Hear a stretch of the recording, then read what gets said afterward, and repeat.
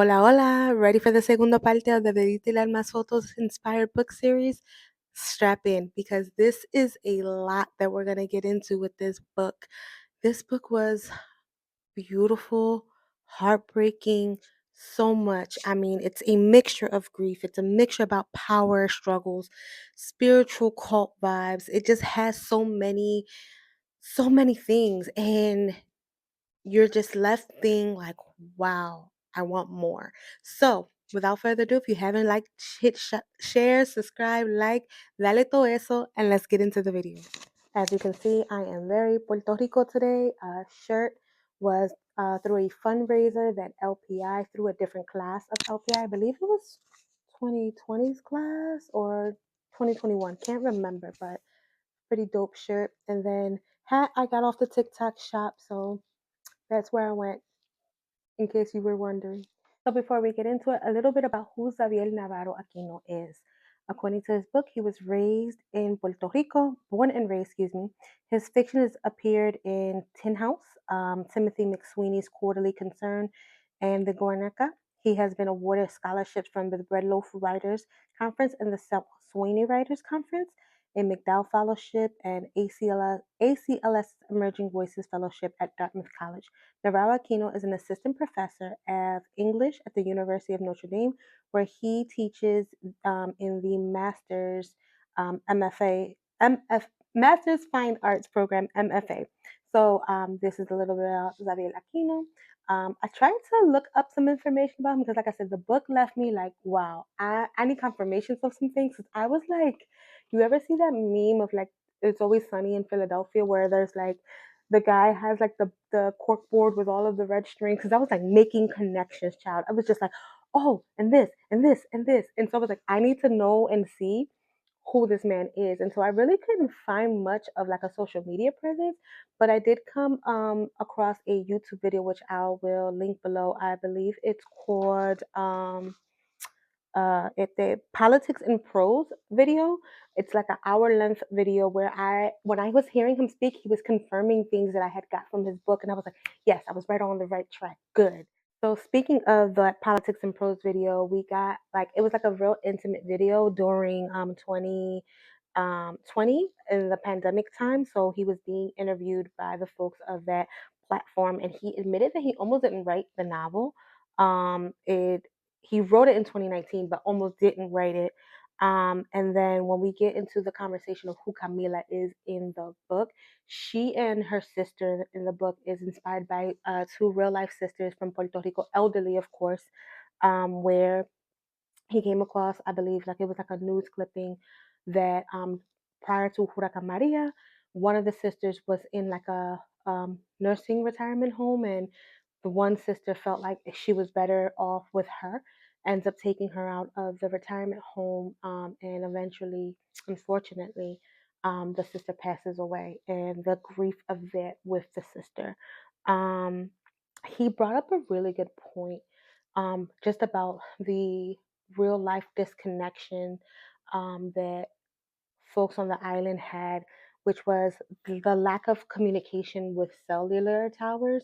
And he was like, our constant evolving of like cell phones and things like that. Like maybe if we had landlines during that time, that perhaps like even like governors, the governor or the mayor could at least have conversations with each other and like connect better. But being as though that was like mostly eradicated on the island, like that level of communication was really hard to do and get a hold of. Velorio, like I stated before, translates into like wake or like funeral. Like I know that we say funeral, but like a velorio is like a wake or funeral and things of that nature when you um, talk about like the death of something or someone. Um, this is set in the aftermath of Huracan Maria and the devastation that was brought onto the island of Puerto Rico. The story centers around a group of young survivors, and I believe that that was intentional, making them pretty young, kind of like a call to like, it is y'all who move forward. It is y'all who we're gonna leave this to as an inheritance.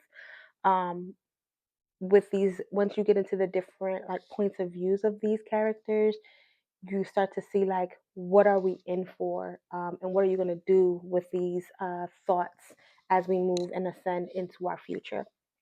Um, so the young survivors, due to this one like cult leader, we'll get into his full deep dive. They're trying to come and build this new town, new world order called Memoria, which translates into memory. And it's like as you're reading, you're like, is it a memory of what Puerto Rico was? Is it like stating what a memory of what Puerto Rico can be? There's this constant like, what could this have been if Puerto Rico had ever been independent, is not colonized from the US and Spain and like all of these things and mixtures. Um, but it is an attempt to build a new community amidst the rubble and amidst the ineptitude of government, because he discusses that in the book very heavily. And I really enjoyed that there was like this sprinkle of fiction really mixed into like real life, because he calls out prior governors by name, like, you know, due to like this this Rosello regime, or you know, whatever the case is prior to. It's like we had back to back to back folks who did not do well for this country, and now here we are. And then when you think about it in current terms with current governor, our current governor Jennifer, it's and I discussed this a lot with my co-host with on our pod, Boricua Culture Mix. I'm gonna always plug, but it's this frustration that the ineptitude of government is too costly. Puerto Rico's too fragile for the way that they're playing games. Um, the governor doesn't even have a full cabinet. Within its first 100 days, she's doing podcasts with her husband and milling around, and it's like the infrastructure is still so fragile since the devastation of 2017. What are we doing, right? What exactly are we doing? So the fact that he also brings that conversation in within his first few pages, you're like, okay, I see where we're at. I see how we're going to make these connections. I'm right there with you. But it's also a book of resilience. Like, you know, we talk about a lot of, you feel the palpable desperation when he's describing like waiting in line for resources, for food, for the gasoline, to power up the generators. This tension of being in the heat, of being in the dark, of smelling things spoil and rot around you, and the death, right? Because there's like this death of like the island decaying, and then there's like actual death that's happening and that has happened. Specifically, one of the characters, and when the other two characters go to get food because he's so hungry, they're fishing in the rio and they're pulling up pieces of clothing. Eventually they see two bloated bodies in the river, and it's like this sobering moment of, oh, as I'm still trying to survive, here is death in my face. Here is actual realization of what this huracan has done. Let's get into some of the characters. We have Bantu. He is a charismatic and kind of like manipulative leader of the settlement once, you know, Memoria gets up and going. He can be a stand-in for like authoritarianism. His dominance promises of perfection evoke parallels to the power-hungry nature of political leaders, mirroring how the state's colonial and political structures have historically sought to control Puerto Rico's future. Um, I also, before he gets to Memoria, he's kind of like very emotional. I mean, like he he kind of gets bullied by his one friend Bayfish, or they call him Fess, and like I just remember reading and I was like, I don't like this. So like they're going back and forth and roasting each other, and he's described Bantu as like, you know, pudgier and fatter than Bayfish or Fess, and you know, they're like, oh, you know, your mom feeds you too much, and you can tell like he crosses a line, and like Bayfish is always like, oh, I'm so sorry, I'm so sorry, I didn't mean to, you know, do that, or like he gets frustrated with him and he like punches him in a way that like brothers fight, and then he's like, oh, I'm so sorry, and it's like this constant like, I don't know, like it feels bullying in a way, and it's like, why do you sit here and take this? Speaking of Bayfish, he's pretty much like found his story. They find him in the town when he was a little boy, like kind of like streamed up, washed up upriver. Kind of like why he gets his name Bayfish, but they say he described him and they describe him as looking more like a shrimp. Because he was like so scrawny when they found them, but he's kind of like a trickster figure in the novel. He's like this young boy. He like drifts this on the edges of the settlement. He is a storyteller. He's known for like spinning wild and often exaggerated tales and fantasy. But he kind of adds to a layer of the book, like this myth making to the world of Velorio, blurring the line between like folklore and reality. When he doesn't hold the overt power over Bantu or Urayan, which we will get into, influences them around them with stories almost like a griot or a cultural memory keeper. His tales give children in Memoria both comfort and distraction in a way that makes sense of the chaos around him. His role and the symbolism, his narrative power, like Beishift shows the stories themselves are kind of power, right? There's power in storytelling and like a way to sustain hope and shape identity in a way that he has like a counterbalance to Urayan, who's manipulative in his mythology. Beifi's stories are personal, creative, and open-ended and dogmatic. Urayan also openly states like he does not really trust Bayfish and his friend Bantu. Like he kind of like tolerates them. Um, and you're like, when you think about that point of view from Urayan's look versus like how Bayfish is like, oh, Ura has a plan because he calls him Ura for short. Like, we just got to get to him and, just see this through. Like, there's this trust in him um, in a way that Urayan is like, don't trust them, kind of keeping them at arm's length. I trust these other group of boys because I know that I can manipulate and direct that to him. There's also this cultural resonance with Bayfish.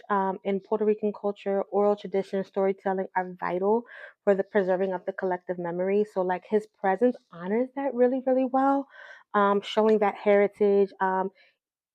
Even in a broken world, like I just when was reading these things, I sat with myself and there was just like, how many times have I heard my mom say certain things about the island or little refranes or songs or things of that nature, and I'm just like, these are things that are passed down, right? Like, I was talking to my husband a few months ago, and I think he said like his stomach hurts. So I'm like rubbing his belly and I'm like, sana sana colita de rana.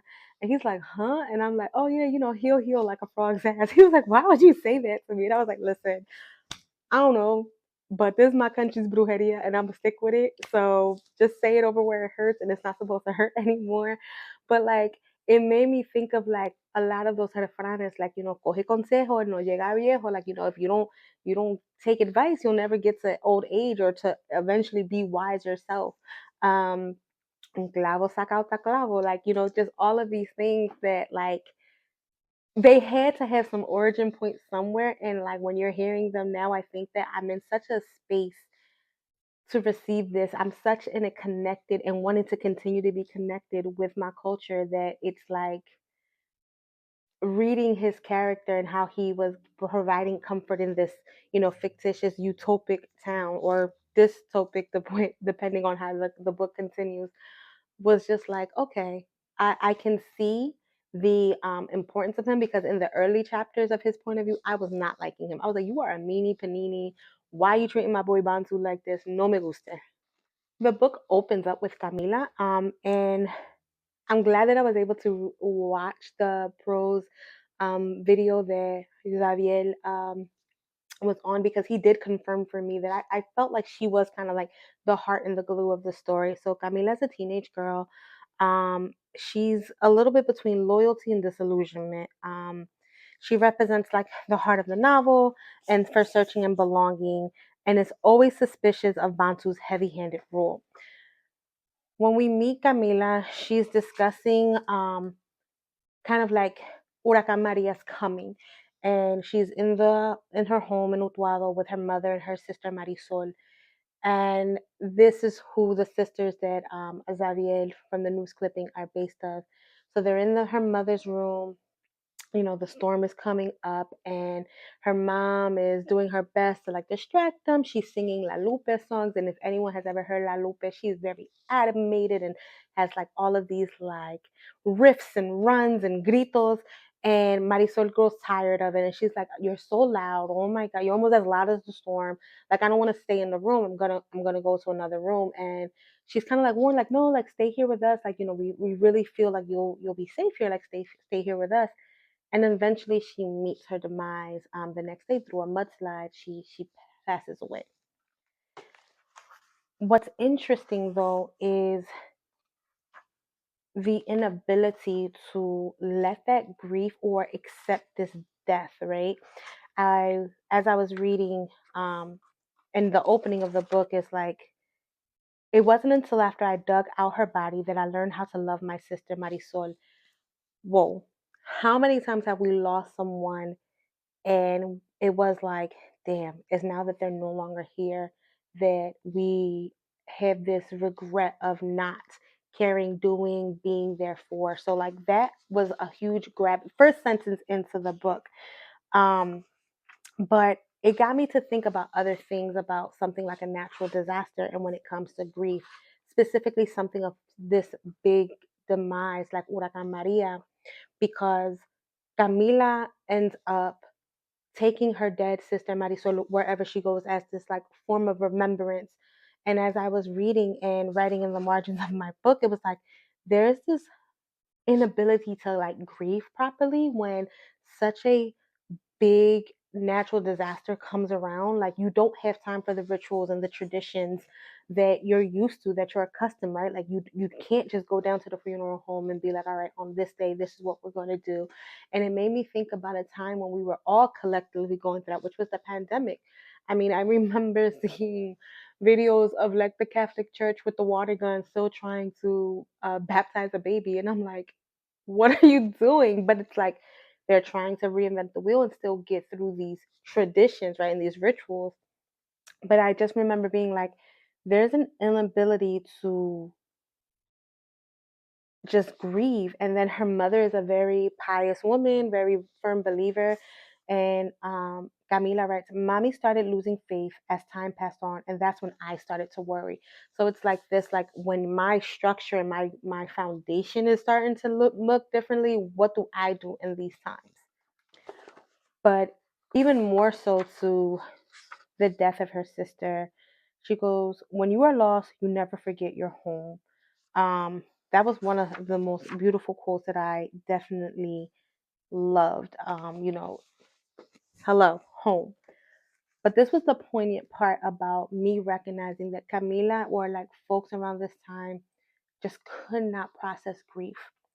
She goes, if the police or the people found me, I wonder if they'd take Marisol from me. And this is her moving around with her sister, her dead body, the dead body of her sister, or try to hide her death from the official numbers were being reported to the old government.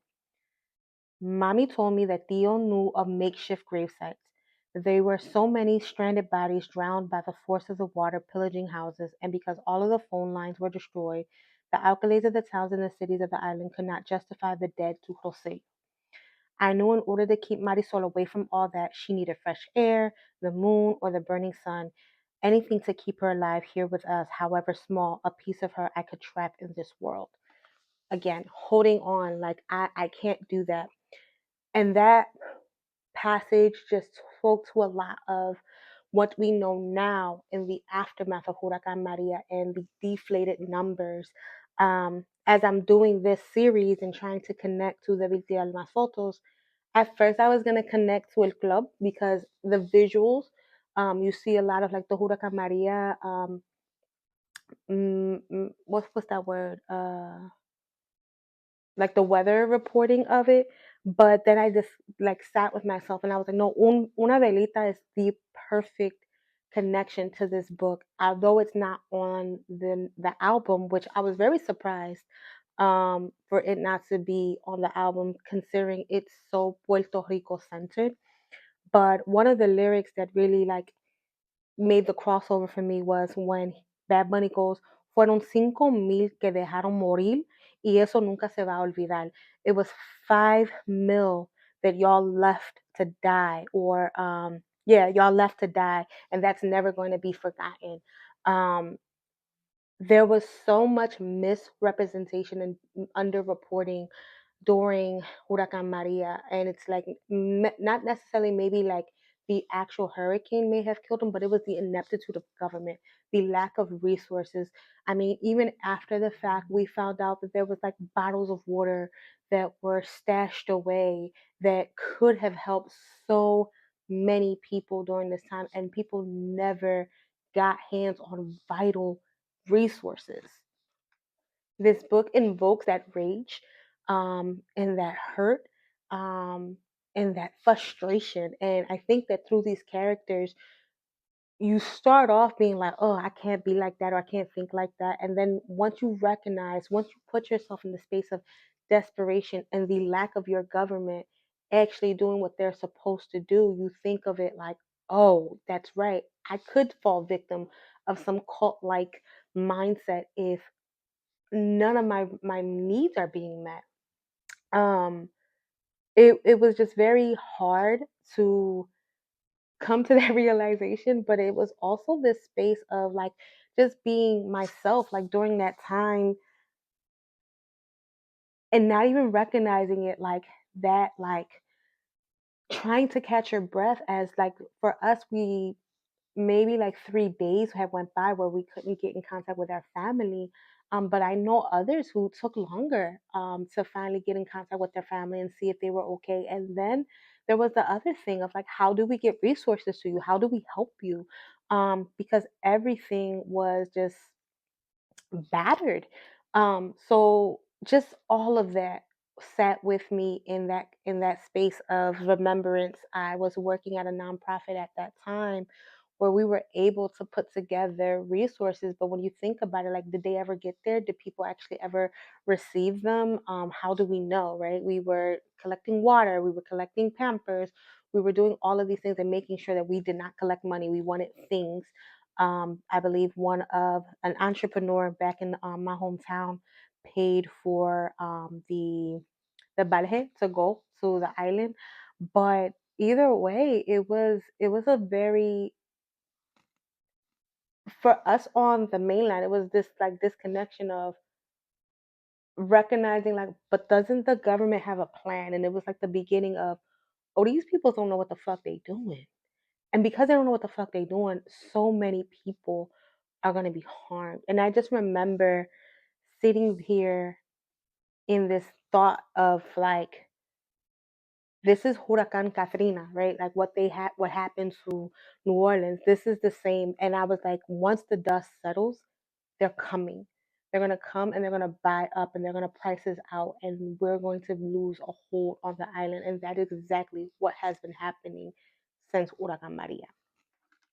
Sorry guys, this is giving a little bit of a rant. Thank you for spending, getting that time with me. Like I said, I yap about books, so I'm glad, and I know I'm a little all over the place. However, we're gonna get back to it. So we discuss Camila, Bantu, and then there is Camila's friend who becomes increasingly like skeptical of this utopic Bantu claims to build, and her doubts and questions the reflection of voices of resistance within the Puerto Rican society. And then there's Cheito and Nando. These are two brothers who have complex relationships with the settlement and each other, and they symbolize both youthful like idealism and the violence that can arise when the order collapses. There's also this, at least for me, there was this feeling as like reading and making connections of political allegory, right, with the three main parties of Puerto Rico. For those who don't know, there's a few political parties now, and you can always catch our Boricua Culture Mix Pod where we go into it. But for me, the book is written through the eyes, and for some of the characters, those connections to three of the main political parties, which becomes PNP or PNP, Progressive, New Progressive Party, and then there's their PPD, which is the Popular Democratic Party, and then PIP, which is PIP. which stands for Puerto Rican Independence Party. So the political structure of Puerto Rico has always been in what we believe the country should be. You have those who are stakeholders, which are your PNPs. You have your popular Democratic Party, who's like okay with being sovereign and kind of commonwealthy, that like ambiguous in between. And then you have those who are for a full independence from the colonial rule of the United States, and those are your Puerto Rican Independence Party. Um, the characters that kind of coincide with these parties, right? Bantu's authoritarian leadership can be seen as an echoing of Penepe's push for statehood and alignment with the US, a kind of paternalistic control that offers security, but at the cost of autonomy. And that is exactly how I myself feel about United States being with Puerto Rico. It's like they gave us citizenship at the cost of our silence, at the cost of our lack of autonomy. And as a diaspora Rican, it can be kind of hard to like voice those opinions because I've never lived there, right? I've visited, I have family there. But when you recognize and you study US colonial rule and you read the history from the first book of War Against all Puerto Ricans and like the Puerto Rico that was, you think about like, I would love to see I would love to celebrate an independence of this country, of my country, sometime in my lifetime. Um, then you have the Popular Democratic Party and the initial community building efforts of the children in Memoria reflect PPD's middle ground approach, holding on to cultural identity but grappling with economic dependence.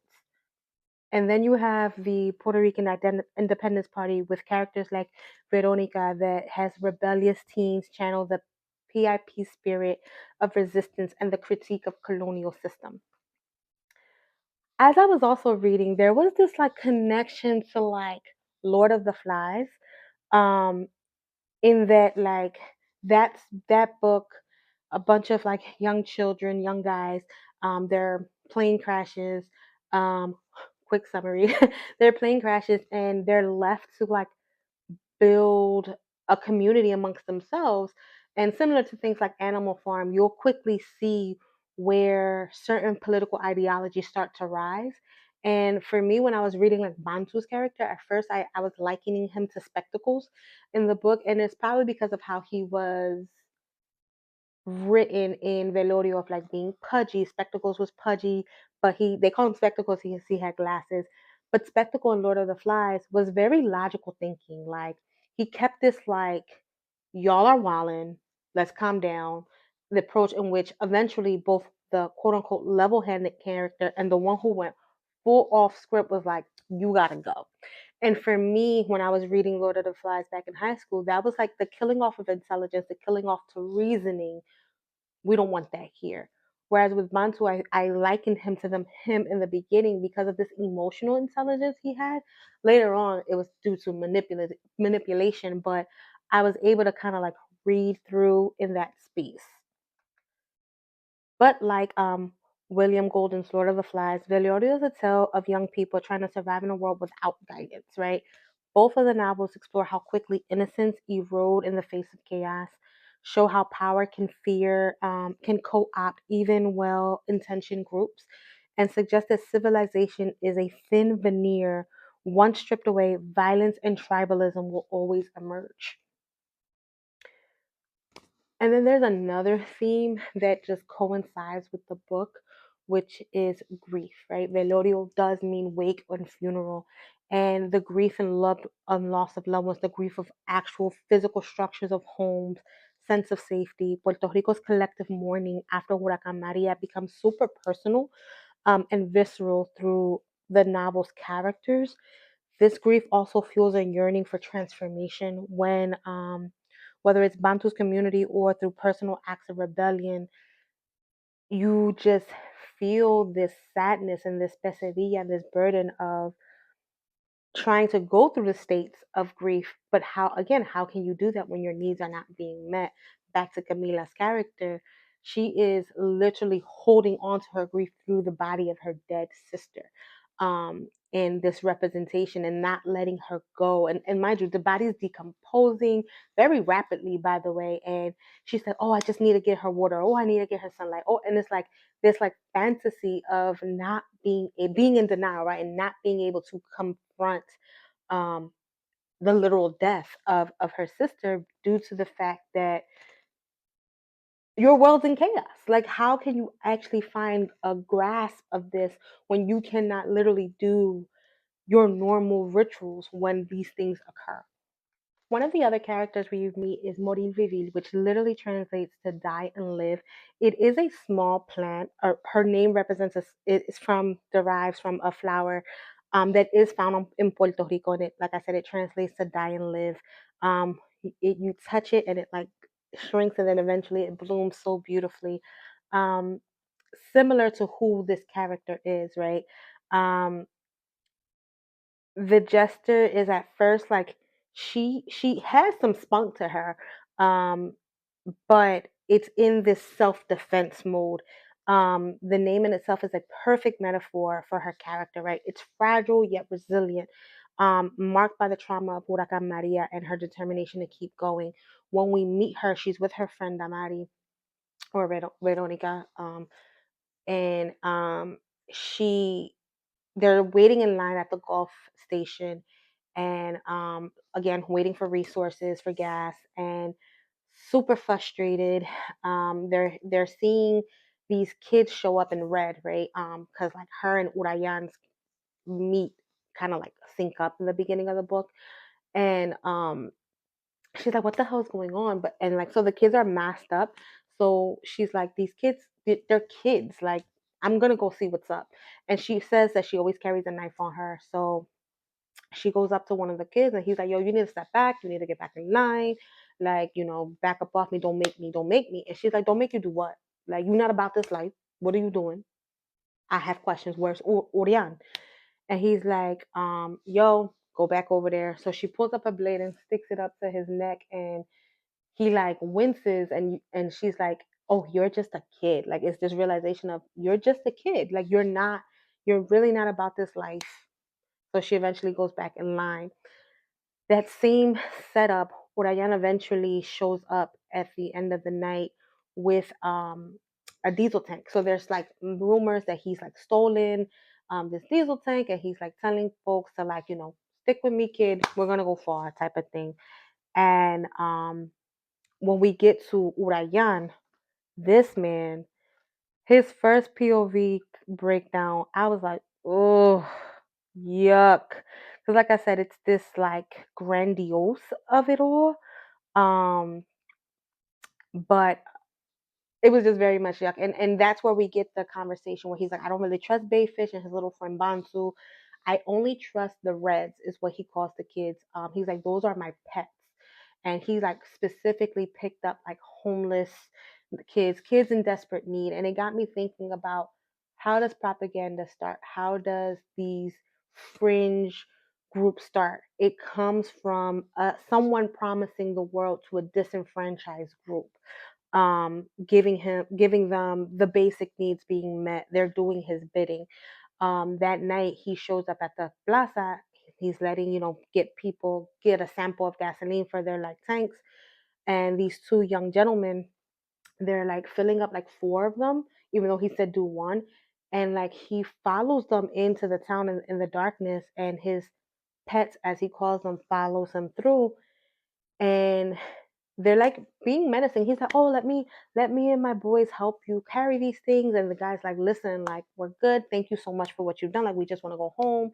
Like we're trying to service a few people back home. Like we just need this." And he eventually like gives the signal to the Reds to beat them up, and they take the gasoline cans back. But then he lights them on fire, and it's just like, whoa, this man is awful. Bad, bad news. Absolutely bad news. But Urayan is the spiritual leader who emerges sort of like a cult figure in this devastated landscape of Memoria. While Bantu is the face of the leadership in the settlement, Urayan wields like a different kind of power, one rooted in mysticism and a charismatic hold over vulnerable survivors.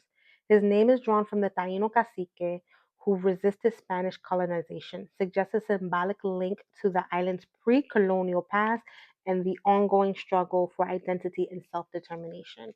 Urayan's teachings blend folklore, apocalyptic prophecy, offering a sense of purpose and belonging to those who have lost everything.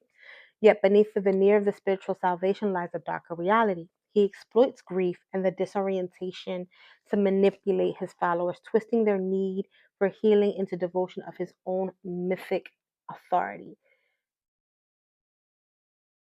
I was just wild by the way that, like, I'm always in awe of like cult everything. Like, I'm always watching some type of cult documentary and I'm always like, yo, how did they get you? But like reading this book is like, okay, you don't have anything, you don't have connection to nothing, and this person's promising the world, you're hungry, you're starving, you're like, got it, you would buy into it. There's nothing else. You're not connected to the rest of the world, right?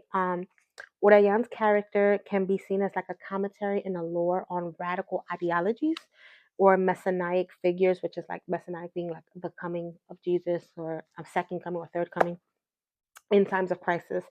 His cult-like influence can also mirror aspects of like the Puerto Rican Independence Party, um, radicalism, specifically the tendency of movements of liberation, sometimes take on authoritarian and exclusionary traits in practice.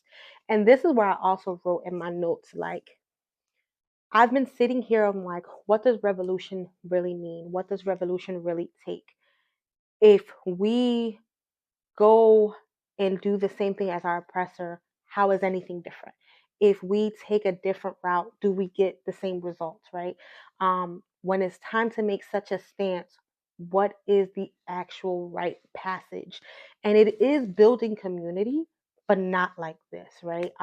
So my notes write like, I kind of can get like this force that you need to like shape this up. Some like likening, not that I'm saying the Black Panther Party is a cult. Don't want to like misconstrue that, but like this, like by any means necessary, things need to get done and change can sometimes catapult into some very treacherous territory because that means you might need to break laws. You might need to, switch up what your morals and in the sense of your morality in order to get something done because it has gone to that level that you need to change. Things need to change. Urayan talks about Urayan talks about Huracan Maria as like this cleansing, right? Huracan spoke of the storm as a cleansing, a chance to be reborn. That quote kind of captures his frame of disaster as an opportunity for spiritual and communal rebirth, appealing to the desperation of his followers. He goes, his voice was a bomb and a blade, right? Urayan has a duality to him, comfort and danger, right? Comfort in the sense I'm going to give you the things that you need, but like you literally have to follow what I said. He literally says that, like, you want to come to the morning, you want to live, you want to do what you need to do, you just got to follow what I say. And it's like, he goes, and my counsel, but it's really what he says. Um, it's this insight to a chilling and charismatic leader that can soothe, but also harm is looming. And then there is this other broader theme with Urayan and spiritual manipulation. Um, in this role as a spiritual leader in Velorio, it's through a powerful lens um, through which the novel critiques how spiritual or cultural movements can be co opted and weaponized during crisis. His name invokes the legendary Taino leader, as we said, who resisted Spanish colonization by drowning, Diego Sacaldo, a Spanish Salcedo, sorry, a Spanish conquistador, to test if colonizers were truly immortal. I don't know if you've ever heard this tale, but like the Taino and the indigenous, they literally drowned Diego because they used to think that they were immortal and that they could not, die. And so they literally drowned them and like they went back day to day and to just see if anything would happen with their body. And if it wasn't until they realized, oh, you're flesh and bone like me, uprising. Um, in the novel, this echo suggests that Huracan sees himself as a liberator or kind of like an avenger in reclaiming ancestral power. However, rather than truly healing his followers, he manipulates their grief, and their desperation. He's cleansing the storm, is this kind of false promise. Again, another false promesa a bunch of Puerto Ricans have received. He offers belonging, but at the cost of their autonomy, similar to that of PNP, right? And that political figure. He speaks of this dangerous allure and messianic figures who, Messiah like figures who claim to offer salvation during this time of upheaval. Um, it's really hard to receive this, right? And you have to put your mindset of being in desperate times as to why something like this can arise. I was reading and just being like, damn. And I remember in the book, Damaris is like, it has to happen this way. Because as they're like constantly getting in line for resources, she was like, because at first folks are like swatting out their pamphlets, and she's like, they're going to come back with more pamphlets. And eventually people are going to take those pamphlets and they're going to follow through because the need to survive is much higher than ignoring what the promises are from this person. Urayoán's cult-like community has an allegory for movements in Puerto Rican history, right? The religious cults or the new spiritual movements in a post-disaster context, to like after Huracán Maria. New religious movements often flourish. Urayoán's teachings echo a real-world spiritual movement that mix folk beliefs and millennial promise of renewal and some type of genuine healing, but it still relies on being exploitive. There's political radicalism and independence movements. Urayoán Reddick promises of spiritual rebirth, political movements, but sometimes can demand very rigid and impose unorthodox ways. Um, but still, this push for independence, because he even says like the old ways are gone, the old government's on. It's time for this new wave. But it's like again, you're replacing one oppressor with a new one. And then this charismatic leadership to Puerto Rico's crisis response, right? In real world Puerto Rico, leadership after Huracán Maria was often improvised, both genuinely with grassroots heroes and opportunistic figures stepping in. Urayan's character kind of explores how that can be vacuumed and breed hope and harm in the same space. Um, He said the storm had chosen us, that we were seeds of the new island. This line shows how Urayan truly transforms the collective trauma into the narrative of chosenness, of powerful, but potentially super dangerous, right? This whole, I got this, I'm the chosen one. And we've seen these things play out in other spaces. But when I watched the Prose and Politics video, or Politics and Prose, they did discuss kind of like that being like another character. I actually saw the island itself as this separate character. Everything that it has to offer, the things that have come, the shifting, the infighting, and its overall promise. So I kind of liking now watching that video. I can see Huracan Maria being like this like dormant character because she comes in, she is the center of all the calamity and like the right after, right, the existence of after Huracan Maria. But I can also attribute to believing that Puerto Rico in itself in this book is another living, breathing character that all are fighting for and trying to propel up to like what their ideology is. I thoroughly enjoyed this book. It was written so beautifully. 5 stars across the board. Recommend. Please read it. If you have read it, tell me what you agree with. Tell me what you don't agree with. Tell me what you loved about it. And wowzers. Xavier, this was a beautiful novel. I definitely wanted to go back and see what other things you've written, and we'll patiently be waiting for what something else you have to write about. Love that. Love that for you. Love that for me. And as always, read what entertains you. You will always be entertained. Gracias. I know I was ranting and raving. There was so much buzzing and moving. Y eso. Yeah, I didn't have my second cup of cafecito, but baby, I needed to make it for this video. Catch me again next Wednesday. We will be on our third book of the Debir Tirar Más Fotos series. Ciao, gracias, y bye.